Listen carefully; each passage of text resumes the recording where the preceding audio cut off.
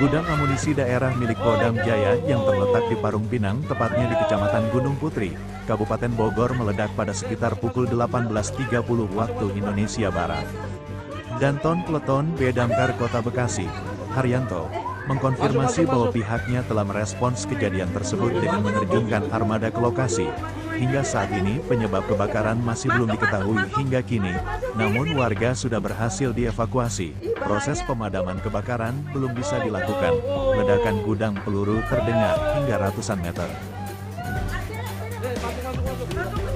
Masuk, Bang.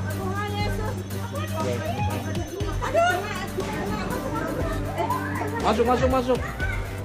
Oh my god, Gede banget itu bom itu. Aduh, oh my god. Ada anak kecil lari siapa? Masuk.